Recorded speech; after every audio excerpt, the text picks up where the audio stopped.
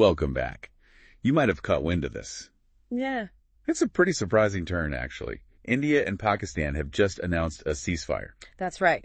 And it's especially notable coming, just weeks after that terrible terrorist attack in Pahalgam. Exactly. The one where 26 people were killed. A lot of folks were worried that would just, ratchet tensions even higher. Mm-hmm. So things were definitely tense. Definitely. So for this deep dive, we're going to focus on the news reports around this ceasefire. We want to really unpack what's being said, look at the different angles, and maybe see what's going on beneath the surface. Sounds good. Where do we start? Okay, so the first word of this. It seems to have emerged in a very distinctive way. Yeah, that's one way to put it. Former President Trump posted on Truth Social. He announced a full and immediate ceasefire between India and Pakistan. Right. But the key part, really, was his claim that it came after a long night of talks mediated by the United States. Which almost immediately kind of clashed with the official Indian account, didn't it? It did. The Indian government held a press briefing pretty soon after, and their statement was quite clear. What did they say exactly? They said the agreement to stop firing, stop military action was reached, and I quote, directly between the two countries. No mention of U.S. mediation there. Interesting. So a direct contradiction almost straight away? Pretty much. India laid out some specifics, too. They said the Pakistani Director General of Military Operations, the DGMO, called his Indian counterpart earlier today. Okay. And they agreed on the ceasefire land, air, sea, starting at 5 p.m. today. And they're planning to talk again soon. Yeah, there's a follow-up call scheduled between the DGMOs for May 12th at noon. Seems to reinforce that direct channel idea. Uh-huh. We also saw India's External Affairs Minister, S. Jaishankar, post something. Yes, on X. He acknowledged this understanding on the ceasefire. But he added something important, I believe. He did. He made sure to reiterate India's very firm stance against terrorism, sort of a yes, ceasefire, but message. Right, underlining that the core issues haven't just evaporated with this agreement. Exactly. It sets the context. And Pakistan, did they confirm quickly too? Yes. Their foreign minister, Ishaq Dar, also announced it on X. He stressed Pakistan's commitment to regional peace and security. Okay, so alignment on the fact of the ceasefire itself. But, and this is also key, Minister Dar added that Pakistan's approach to peace is linked to preserving its sovereignty and territorial integrity. So both sides adding their own caveats or points of emphasis, even while agreeing on the main point. Precisely. Different narratives emerging right from the start about how this came about, even if the outcome, the ceasefire, is the same. Okay, let's maybe take a step back then, because this didn't happen in a vacuum. The reports mentioned rising escalations before this announcement. That's crucial context. The Pahalgam attack, as we mentioned, really inflamed the situation. India's response was something they called Operation Sindoor. Right, Operation Sindoor. What did that involve, according to the reports? Well, the reports indicate it involved targeting 9 alleged terrorist bases inside Pakistan and Pakistan-occupied Kashmir.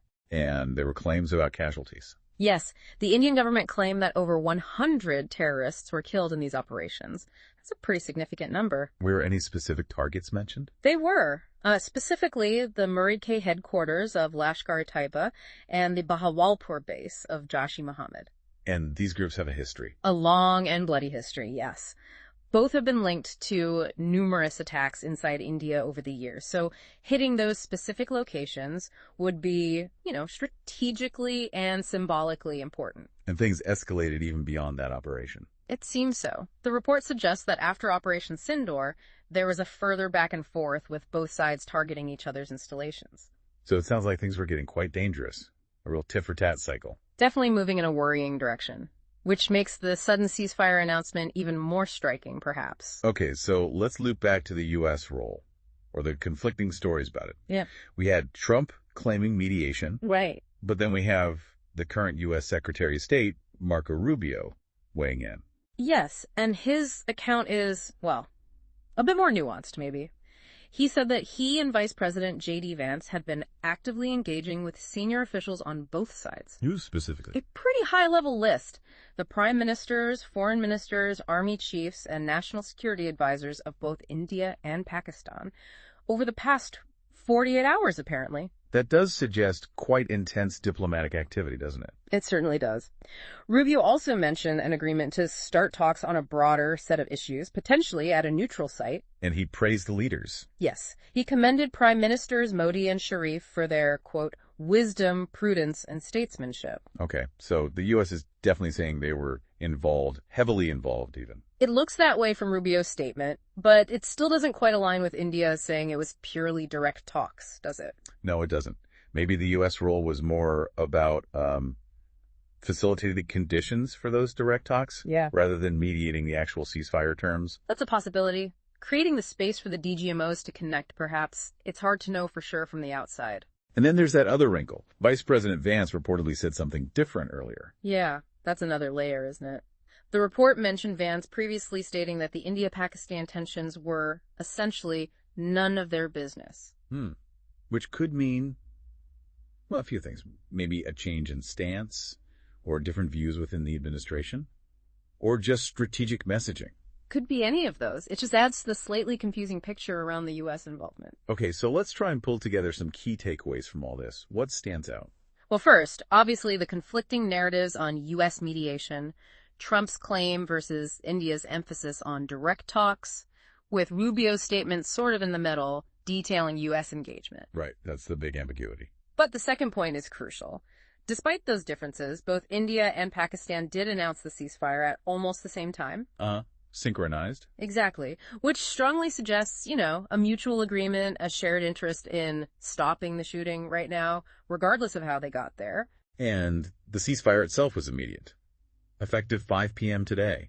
That points to some urgency. Definitely. A sense that things needed to cool down quickly before they spun further out of control. We also shouldn't forget the points both sides made sure to include in their announcements. Absolutely. Minister Jaishankar reminding everyone about India's stance on terrorism, that remains a constant. And Minister Dar for Pakistan emphasizing sovereignty and territorial integrity. Yeah. Their own core principles. Yes. So the immediate crisis, the shooting, seems to be paused. But the underlying issues, the calm disagreements and security concerns, they're still very much there. So a positive step. This ceasefire, no doubt about it, but it comes wrapped in these differing stories and against a backdrop of unresolved tensions. Precisely. Which leads to a really interesting question for you, the listener, to think about.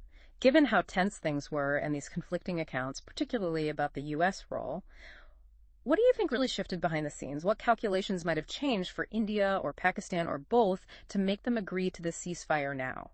And looking ahead, how might these different stories about American involvement or non-involvement affect the relationship between these three countries down the line? Yeah, lots to chew on there.